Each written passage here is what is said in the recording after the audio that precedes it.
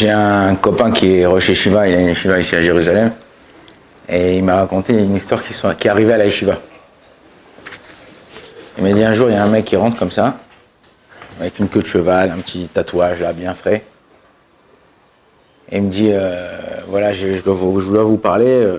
Il dit, ouais, qu'est-ce que tu veux? Et il dit, voilà, je fais du business. Et à chaque fois, moi, mon business, je suis apporteur d'affaires. J'apporte des affaires, je prends une petite com, et comme ça, je gagne ma vie. Et il n'y a pas longtemps, il y avait un business. J'ai dit, au lieu de faire apporteur d'affaires, je vais faire moi le business. Il lui a dit, il fallait 1 million de shekels pour faire le business. Donc il a appelé des potes à lui. Là, il a débloqué 200 000, 300 000, 500 000, machin, ta. Il manquait 200 000. Donc 200 000, il a pris dans Choukafor. Comment on dit Choukafor en français? C'est marché noir. Il a pris 200 000 là. Et non, il devait rencontrer la personne avec qui il devait faire ce business. Il fallait des espèces.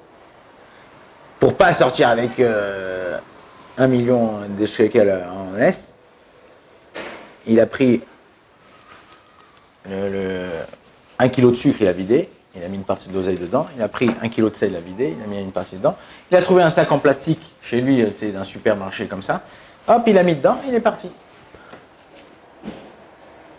Alors, c'est pas à Jérusalem. Ici, vous voyez presque pas de chiens.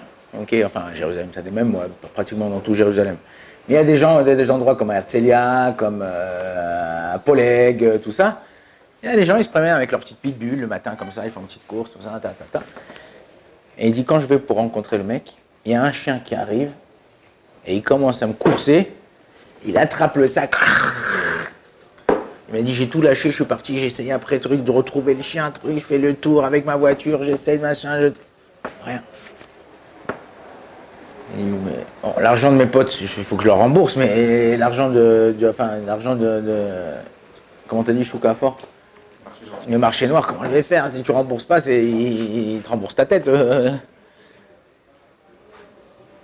Et il dit peut-être moins de 24 heures après, je reçois un coup de téléphone. Allô, bonjour monsieur, vous avez perdu quelque chose? Je dis ouais, j'ai perdu quelque chose. Perdu de l'argent, telle somme. Et c'était dans un paquet de sucre, dans un paquet de sel. Et il dit bah alors vous pouvez venir ce soir, là je suis au travail, vous pouvez venir ce soir. J'ai votre argent. C'est bizarre.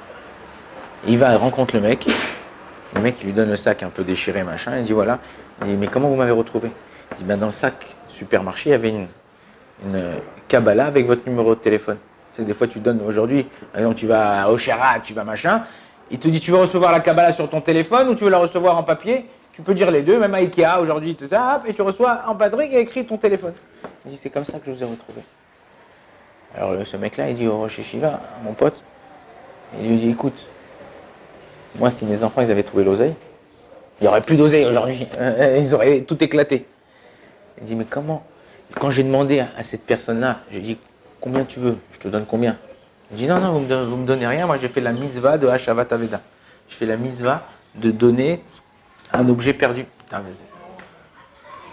et il a dit moi, si c'est comme ça, je veux que mes enfants, ils soient comme vous.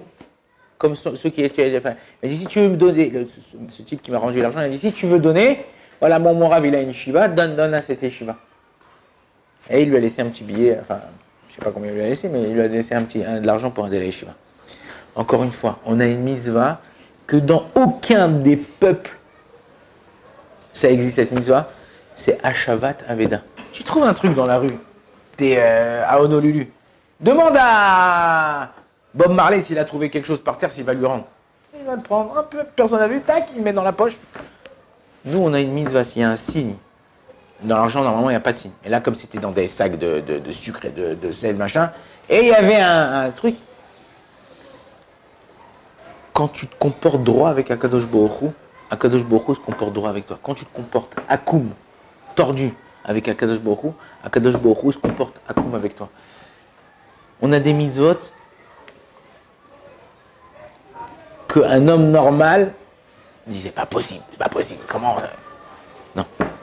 Si Akadosh Baruch Hu, il nous donne certaines mitzvot de faire de une certaine façon, C'est improbable, improbable. Un type comme ça qui a perdu autant d'argent, voilà, une histoire qui m'est arrivée à moi il y a 3 semaines. J'avais rendez-vous dans un bureau en pleine ville. En pleine ville. Derrière Ben Yehuda, derrière les rues, il y avait les rues là-bas, machin, ça, en pleine ville. Je galère pour trouver une place. Je trouve pas de place, je trouve pas de place, je trouve pas de place. Je trouve une place. Je mets ma voiture. De l'endroit où j'ai mis ma voiture pour aller au bureau, 7 minutes. J'arrive au bureau, maintenant c'est un truc de l'État, donc il faut qu'il te fouille, il voit que t'as pas d'armes, t'as pas de trucs, t'enlèves tes trucs. J'enlève tout ce que j'ai dans les poches. Mes clés de la voiture, je les trouve plus. Maintenant c'est un endroit où t'as des gens qui sont pas forcément religieux. Le mec il trouve ta voiture, aujourd'hui il n'y a plus de code, il n'y a plus de truc, il allume, tac, il démarre, il se casse avec la voiture. Je dis, attendez, excusez-moi, je rentre pas dans le bureau, j'ai rendez-vous, mais je rentre pas tout de suite. J'ai fait le chemin inverse, 7 minutes, je regarde par terre, truc, machin, je trouve pas. Mais non, ils m'attendent au bureau. Je trouve pas, il était 9h30. Je dis, bon, capara ta bonne note. Je retourne au bureau, je fais ce que j'ai à faire, tac, je sors du bureau à 11h30. Je dis, mais non, où je vais retrouver mes clés, comment je vais faire pour démarrer? J'ai un autre double à la maison, il faut que j'envoie quelqu'un là-bas qui aille les chercher. J'appelle pour qu'on aille chercher des clés. Je fais le chemin. Je rentre dans les magasins, dans les restaurants, dans les mains. Vous n'avez pas trouvé une paire de clés, Jusqu'à un moment, je rentre dans un hôtel en face où j'étais garé. J'ai dit, dites-moi, vous n'avez pas trouvé une paire de clés? Ah non, mais il y a quelqu'un qui a trouvé une paire de clés et je crois qu'il a mis une petite affiche dehors. Je sors, je vois une affiche, paire de voitures, tout ça. Celui qui l'a perdu, appelé. J'appelle. Comment elle est la clé? Ah voilà, c'est ça. Ah oui, c'est ça, voilà. Elle est là. Bah, si c'était quelqu'un, c'était un cousin qui l'avait trouvé ou quoi que ce soit. Les clés, attends, tac, tac, il essaye avec toutes les voitures, tac, dès que ça s'ouvre, pac, tu t'en vas avec. On a une mitzvah qui ne coûte rien et qui vaut de l'or.